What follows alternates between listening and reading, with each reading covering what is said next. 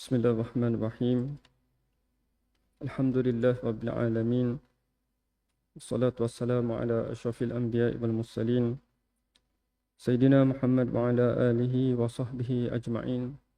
Nawaitu ta'alluma wa ta'lim wa tazakkura wa tazkir wa naf'a wa intifa' wal ifadata wal istifadah wal hatha ala tamassuki bi kitabillahi wa sunnati rasulihi sallallahu alaihi wasallam والدعاء إلى الهدى والدلالة على الخير ابتغاء وجهه ومرضاته وثوابه وجناته سبحانه وتعالى ثم أما بعد. Assalamualaikum warahmatullahi wabarakatuh. Yang saya hormati sidang hadirin muslimin yang dirahmati oleh Allah Subhanahu wa taala sekalian. Sementara kita menunggu azan Jumaat yang akan dikumandangkan, kita akan mengisi masa kita dengan majlis ilmu yang akan kita membahaskan berkaitan dengan isu-isu semasa yang berlaku di dalam masyarakat kita pada hari ini. Jadi alhamdulillah, pertamanya kita bersyukur kepada Allah Subhanahu Wa Taala kerana mentakdirkan kita untuk sampai awal di masjid pada hari Jumaat yang mulia ini, di mana ganjaran orang yang datang awal berbanding daripada orang yang datang lebih lewat adalah berbeza. Seperti mana dalam hadis yang selalu kita dengar bahawa barang siapa yang datang pada waktu-waktu yang pertama pada hari Jumaat, maka dia akan seolah-olah mendapat seekor unta, kemudian seekor lembu, seekor kambing, seekor ayam dan juga sebiji telur. Apabila imam sudah naik ke atas mimbar, maka malaikat menutup pintu, menutup buku catatan dan mendengar khatib berkhutbah. Jadi alhamdulillah kita tergolong daripada golongan yang datang awal ke masjid pada hari ini. Di samping itu, kita juga memanfaatkan masa usia yang Allah Ta'ala pinjamkan kepada kita dengan ibadat kepada Allah Subhanahu Wa Taala. Iaitu kita datang dengan beriktikaf dan mendengar majlis ilmu, maka masa yang diberikan oleh Allah Subhanahu Wa Taala itu kita manfaatkan untuk menjadikannya sebagai pahala. Kerana Allah Subhanahu Wa Taala mensifatkan orang yang memanfaatkan masa ini sebagai seorang yang berjaya. Dan Allah Subhanahu Wa Taala sebut dalam ayat dalam surah yang selalu kita dengar, wal as innal insana lafi khusr illa allazina amanu wa amilus solihat wa tawassaw bil haqq wa tawassaw bis sabr. Jadi setiap daripada seorang itu berada dalam kerugian kecuali orang-orang yang melakukan amal soleh dan memberi nasihat kepada kebenaran dan juga memberi nasihat kepada kesabaran. Jadi apabila kita melihat kepada ayat tersebut, asas kepada keadaan manusia ni adalah rugi. Sekiranya apa yang Allah Ta'ala berikan itu tidak ditukarkan kepada pahala. Jadi setiap saat yang kita tidak convertkan kepada pahala, maka itu satu kerugian bagi kita. Hatta kalau seorang tu menggunakan, mungkin kita bayangkan seorang yang menggunakan masanya semuanya untuk ibadat kepada Allah Subhanahu Wa Taala dan ada ketika yang dia tidak gunakan untuk perkara itu, maka ketika dia tidak menggunakan masanya untuk menjadikannya pahala, maka itu adalah waktu-waktu yang merugikan baginya. Untuk kita faham bagaimana konsep asas tu tentang kerugian orang seseorang itu dalam masa. Contohnya seorang yang diberi masa untuk dia ambil seberapa banyak emas yang berada dalam satu gudang. Dia bagi masa 1 minit contohnya ataupun 2 minit untuk ambil emas dalam gudang yang tidak ada infinity, maksudnya tidak ada had. Maka apabila orang tu ambil, contohnya dia dapat 1 juta ataupun dia dapat 2 juta, masih lagi dia akan merasa kesal kerana sebenarnya dengan waktu itu dia boleh buat banyak lagi. Kerana kalaulah dia betul fokus, kalau dia betul bersungguh-sungguh, maka sepatutnya dia dapat pulangan tu lebih banyak dengan masa yang diberikan. Maka begitu juga kehidupan di dunia ini. Kalau seorang tu walaupun dia dah banyak ibadat, ketika dia hari akhirat kelak, dia merasa tetap ada rasa penyesalan. Kerana ada waktu-waktu yang sepatutnya dimanfaatkan untuk kebaikan tetapi tidak. Maka penyesalan itu juga akan timbul bagi orang yang melakukan kebaikan dengan seperti mana yang kita gambarkan tadi. Masalah yang dihadapi oleh masyarakat adalah apabila masa kita itu direbut oleh ramai pihak. Terutamanya di zaman sekarang ini, yang mana manusia ini dijadikan sebagai komoditi untuk diperniagakan. Maksudnya orang tidak menjual barang-barang sekarang, tetapi orang menjadikan manusia ini sebagai barang untuk dijual. Bukan maksudnya human trafficking, bukan jual manusia. Maksud dekat sini adalah menjadikan manusia ini sebagai sumber keuntungan dengan mengambil perhatiannya, mengambil masanya dan mengambil jiwa dan juga hatinya kepada sesuatu perkara. Dan kita perlu tahu bahawa hati bagi seorang manusia ni adalah satu perkara yang sangat penting. Kerana Nabi SAW menyebutkan bahawa ala inna fi jasadi mudghah wa iza salahat salahal jasadu kulluh wa iza fasadat fasadal jasadu kulluh. Sesungguhnya dalam hati, dalam diri seorang manusia ni ada satu ketul daging yang mana sekiranya baik daging itu maka baiklah seluruh badan, sekiranya buruk daging itu maka buruklah seluruh badan. Jadi hati ni adalah satu benda yang sangat berharga bagi manusia yang perlu dijaga supaya tidak dicemari dengan fahaman-fahaman ataupun perkara-perkara yang menyeleweng daripada. Apabila kita melihat di dunia di zaman sekarang ini, bercambahnya apa yang disebutkan sebagai platform media-media sosial, TikTok, YouTube, Facebook dan sebagainya. Jadi manusia dijadikan sebagai satu sumber untuk mendapat keuntungan dengan dia melihat kepada sejauh mana ataupun selama mana seseorang itu menggunakan media sosial. Jadi media sosial contohnya kita tengok YouTube adanya iklan, TikTok pun ada iklan. Jadi semua itu adalah punca-punca keuntungan bagi syarikat yang memperniagakan perhatian dan juga masa manusia. Dan bagi seorang yang peka tentang betapa berharganya masanya itu, dia akan melihat ini satu ancaman yang besar. Kerana kita buat itu dengan tanpa ada rasa bersalah. Buka handphone, tap pada apps, belik-belik sejam 2 jam tidak terasa apa-apa. Jadi ini adalah satu ancaman yang halus, yang mungkin tidak nampak oleh kebanyakan orang. Dan apa yang lebih buruk lagi adalah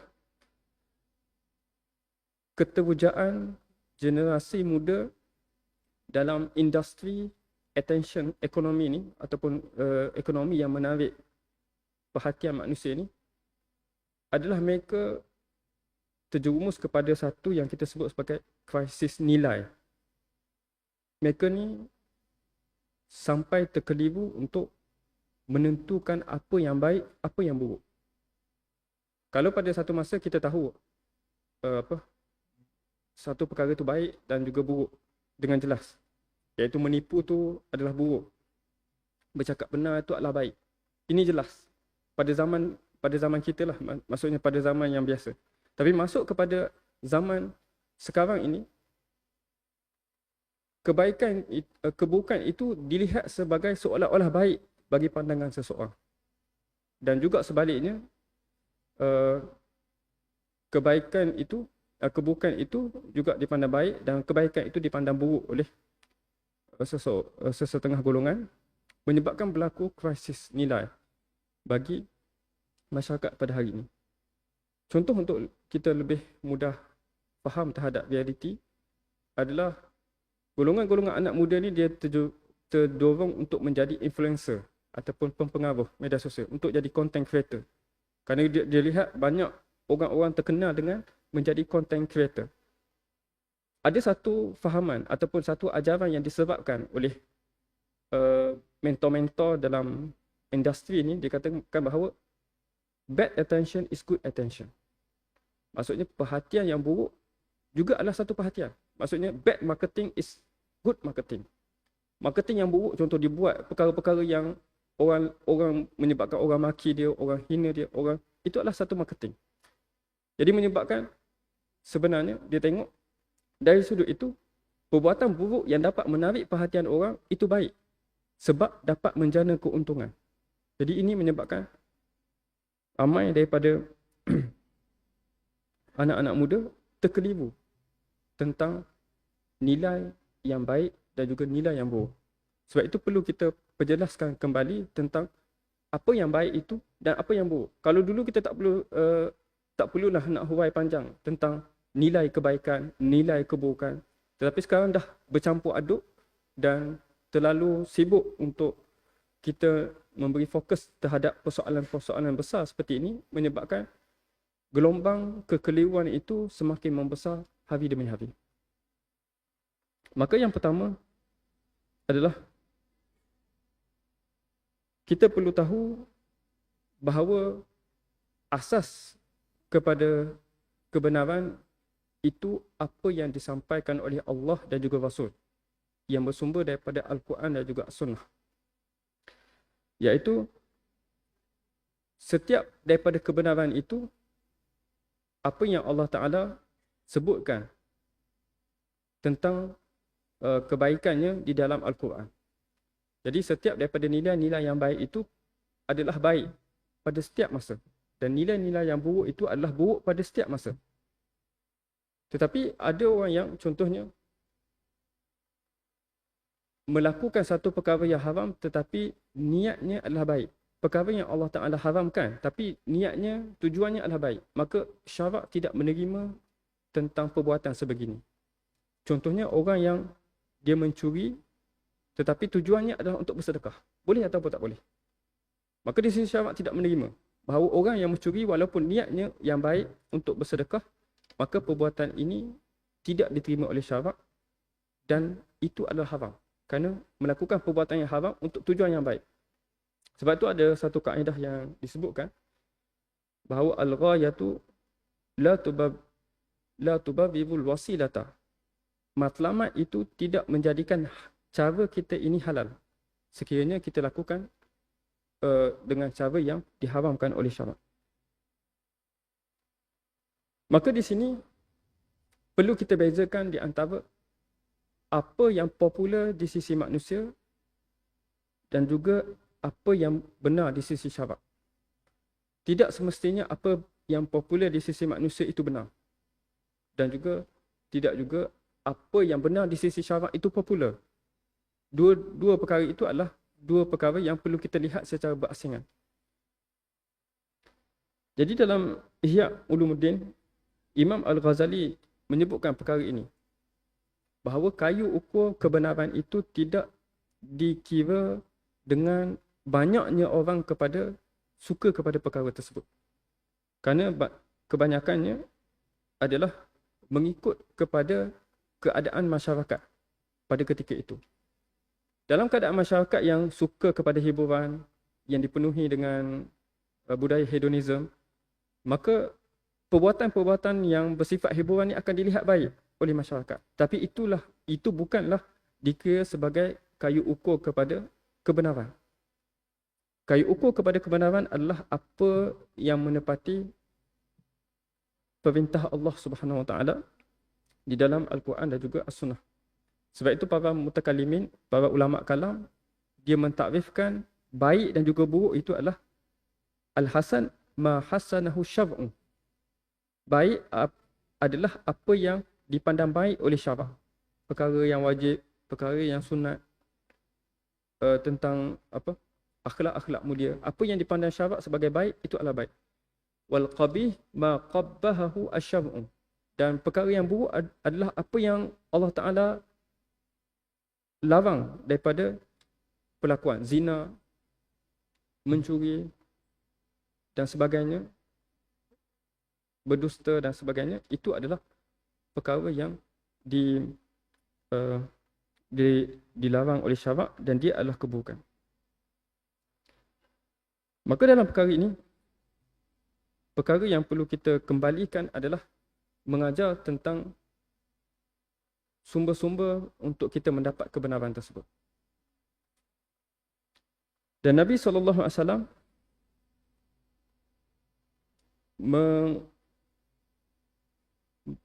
melarang kita untuk menjadi orang yang mengikut kepada arus trend semasa sahaja. Kerana orang yang seperti ini akan terjerumus kepada kerosakan dan juga kebinasaan. Dalam satu hadis yang diriwayatkan oleh Imam At-Tirmizi menyebutkan, la takunu imma'ah. Jangan kalian menjadi orang yang imma'ah. Imma'ah ni, apa maksud imma'ah? Kata Nabi, in ahsanan nas ahsanna wa in zalamu zalamna. Kami ikut manusia. Kalau manusia buat baik, kami buat baik sama-sama. Tapi kalau manusia buat zalim, kami pun buat zalim. Maksud dia diikut kepada trend semasa. Kalau trend tu kepada hiburan, dia ikut kepada hiburan. Kalau trend tu kepada buat ibadat, pergi kepada ibadat dan sebagainya. Nabi SAW larang seperti ini. Dan Nabi SAW mengajarkan kita untuk mempunyai prinsip yang tetap. Kata Nabi, walakin wattinu anfusakum. Tetapi, kata Nabi, letakkanlah diri kamu pada tempat yang sepatutnya.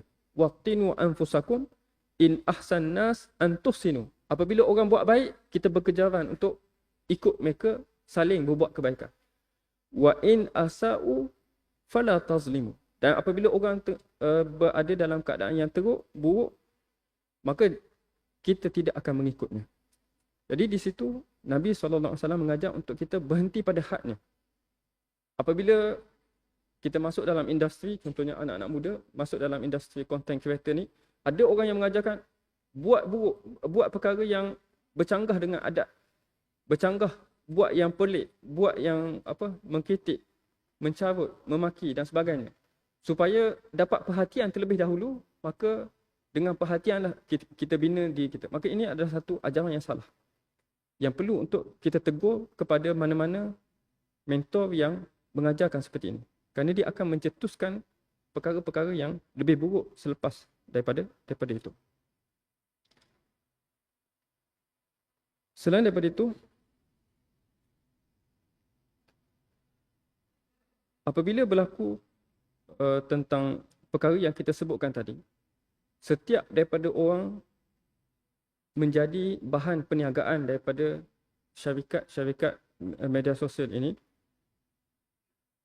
maka ini menjadikan bagi orang yang tidak peka tentang dirinya, maka dia akan terhanyut, yang akan menyebabkan dia mendapat kerugian yang besar.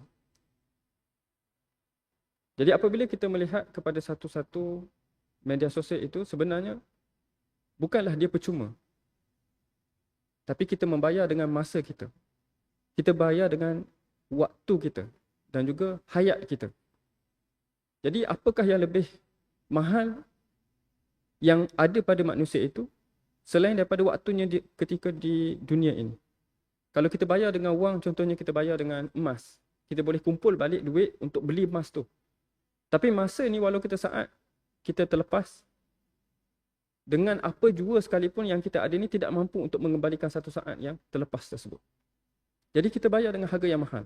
Apabila kita melihat satu perkara yang tidak berfaedah dan sebagainya, perkara-perkara yang tidak memberi menambah manfaat, maka itu adalah satu kerugian yang sangat besar kepada kita.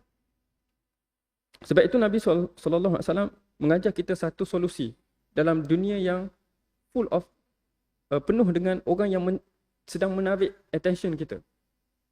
Ada satu buku yang sangat menarik yang ditulis oleh penulis barat, Essentialism, The Essentialist, yang mana mengajak kita sebagai manusia moden ini menumpukan kepada perkara yang satu dua perkara yang penting sahaja.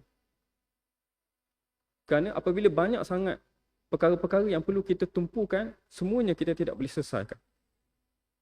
Tetapi apabila kita tumpu satu ataupun dua perkara yang penting dan kita dapat capai perkara yang penting itu, maka itu lebih bermakna daripada kita tumpu kepada semua perkara tetapi satu pun tidak memberi impak dan juga makna kepada kehidupan kita. Dan ini sebenarnya ada asasnya. Kalau kita lihat kepada nas-nas dalam agama kita, kerana Nabi SAW pernah menyebut al-hikmatu dhalatul mu'min. Hikmah ini adalah barang yang hilang daripada orang mukmin. Fa inna wajadaha fahuwa ahakkum biha. Di mana sahaja dia jumpai, maka orang, iaitu orang muslim itulah yang berhak terhadapnya. Maksudnya hikmah ini ada pelbagai, tapi asasnya adalah hikmah itu datang daripada wahyu Allah. Cuma ada golongan barat dapat dia mengkonseptualisasikan benda itu menjadi perkara yang sistematik yang boleh kita ikut. Jadi apa yang saya sebutkan tadi, essentialism, menumpukan kepada perkara-perkara yang penting sahaja ini, sebenarnya kita boleh lihat dalam satu hadis Nabi SAW yang diriwayatkan oleh Ibnu Mas'ud, Abdullah ibn Mas'ud radhiyallahu taala anhu, di mana Nabi berkata, man ja'alal hamma hamman wahidan hammal mi'at kafahu sa'ira humumihi. Barang siapa yang menjadikan attentionnya, perhatiannya, tumpuannya hanya satu tumpuan sahaja, iaitu hammal mi'at, tumpuan kepada hari pertemuan, hari kebangkitan, hari yang dijanjikan, iaitu hari kematian kita lah, hari akhirat. Kafallahu sa'ira humumihi. Allah Ta'ala akan mencukupkan semuanya perhatian-perhatiannya yang lain. Wa man tasha'abat al-humum fi ahwali dunya. Barang siapa yang banyak attentionnya, tumpuannya kepada kehendak-kehendak duniawi, lam yubalillah fi ayyi awdiyatin halak. Maka Allah Ta'ala tidak mempedulikan di mana tempat yang dia akan binasa. Maksudnya kalaulah banyak sangat tumpuan kita, kita nak kejar rumah, ini nak kejar pangkat, ini nak kejar harta dan sebagainya, banyak sangat tujuan-tujuan, matlamat-matlamat yang ada di depan mata kita ini, maka di mana tempat yang kita terjerumus disebabkan kecintaan kita kepada dunia, maka tidak dipedulikan oleh Allah Subhanahu Wa Taala. Tapi Allah Taala kata, kalaulah kita jadikan akhirat satu sahaja, maka yang lain akan mengikut sekali. Apa-apa attention kita, matlamat kita daripada keduniaan itu akan mengikut bersama dengan kita. Sebab itu orang yang Muslim ini boleh kita katakan sebagai perlu menjadi seorang essentialist yang menumpukan kepada satu yang paling utama, iaitu adalah tumpuan kepada akhirat. Dan apabila orang itu menumpukan kepada akhirat, apa yang dituntut oleh Allah Subhanahu Wa Taala untuk dia lakukan, maka Allah Taala akan penuhi apa hajatnya pada kehendak-kehendaknya yang lain. Sebab itu ini pengajaran yang sangat penting apabila kita berada dalam zaman yang penuh dengan rangsangan untuk tidak fokus kepada satu perkara. Satu kajian yang dilakukan oleh Barat bahawa manusia moden ni semakin hari demi hari dia akan mengecil attention span. Maksudnya kemampuan dia untuk fokus kepada satu perkara tu akan menjadi sedikit. Kerana faktor media sosial yang kita tengok sekarang ni selalu cepat pantas, menyebabkan kita nak keseronokan yang segera. Menyebabkan kita punya attention tu sedikit demi sedikit mengurang. Menyebabkan kita tak boleh fokus kepada apa yang penting bagi kita. Kita hanya terangsang dengan apa yang berlaku secara spontan di sekeliling daripada kita. Maka perkara ini akan menyebabkan kita lalai. Kita lebih lalai lagi daripada sebelumnya. Kalau sebelumnya kita memang dah lalai dah dengan pelbagai jenis bentuk hiburan di televisyen dan sebagainya. Tetapi sekarang ini seolah-olah benda itu tidak boleh untuk dilepaskan daripada diri kita sendiri. Sebab itu perlu kita kembali kepada mengembalikan keupayaan untuk fokus kepada satu-satu perkara. Contohnya adalah dalam solat kita. Kerana kita disibukkan dengan banyak perkara, kita tidak mampu untuk fokus dalam solat kita ini dalam 5 ataupun 7 minit itu dengan sebetul-betul fokus. Kerana attention span kita itu dah mengecil. Dan menyebabkan hubungan kita dengan Allah juga tidak baik. Maksudnya jauh. Dan kita tidak merasai tentang nikmatnya beribadat. Kita tidak merasai lazatnya khusyuk itu dan sebagainya. Jadi untuk kembalikan perkara ini adalah kita perlu untuk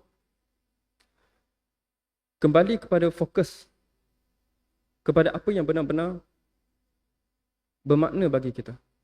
Orang yang bijak adalah orang yang memberikan fokus kepada apa yang paling bermanfaat kebaginya dan manfaat itu paling berpanjangan baginya. Maka tidak ada manfaat yang paling besar dan paling berpanjangan selain daripada ganjaran syurga Allah Subhanahu Wa Taala. Maka orang yang bijak dia akan menumpukan segala apa yang dia ada daripada tenaganya, masanya, hartanya dan apa yang dimiliki olehnya untuk mencapai kepada satu matlamat yang utama, iaitu matlamat syurga Allah Subhanahu Wa Taala. Maka dengan ini kita dapat mengatasi cabaran-cabaran zaman moden ini dengan menetapkan kebenaran itu adalah apa yang disampaikan oleh Allah Subhanahu Wa Taala, dan kita dapat membezakan yang benar itu benar, yang baik itu baik dan yang buruk itu buruk, tanpa kita terkeliru sehingga semuanya perkara menjadi bercampur aduk. Dan yang terakhir adalah kita menjadikan fokus kita tidak bercabang-cabang. Fokus kita hanya satu. Dan segala yang berlaku dalam kehidupan kita ini hanya menuju kepada matlamat yang sama. Dan inilah apa yang Allah Ta'ala sebut dalam surah dalam ayat yang kita selalu dengar. وَمَا خَلَقْتُ الْجِنَّ وَالْإِنسَ إِلَّا لِيَعْبُدُونَ. Tidak kami ciptakan jin dan juga manusia kecuali untuk beribadat kepada. Jadi daripada skop itu, semua kehidupan kita daripada pelakuan gerak-geri kita semua adalah menunjukkan kepada Allah Subhanahu Wa Taala. Sebab itu dalam satu hadis Nabi SAW yang mana Nabi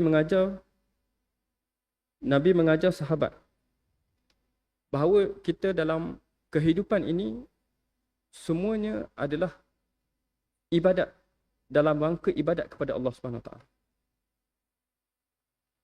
Pada satu ketika Nabi SAW menyebut wa fi bud'i ahadikum sadaqah.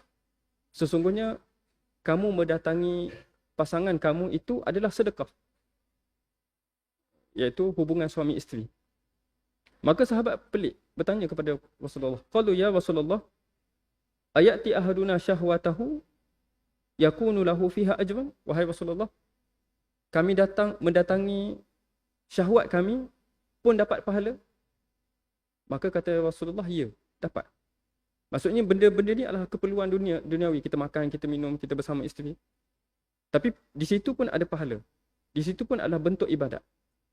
Iaitu Nabi kata, alaysa an wada'aha fi haramin kana lahu alaihi wizran fakazalika idza wada'ahu fi halalin kana lahu ajrun. Tidakkah kamu melihat kalau dia letakkan ataupun dia buat pada orang yang tidak halal baginya, maka dia dapat dosa. Jadi kalau dia buat pada orang yang Allah Ta'ala halalkan, maka dapat pahala. Allah Ta'ala Maha Adil. Kalau satu jalan ini, contoh Allah Ta'ala menjadikan mencuri itu adalah berdosa. Tapi orang ni, dia tidak mencuri, dia pergi cari pekerjaan yang halal. Maka mencari pekerjaan yang halal supaya dapat menjaga diri daripada perbuatan dosa itu, mendapat pahala. Dan dalam perbuatan-perbuatan lain boleh kita kiaskan.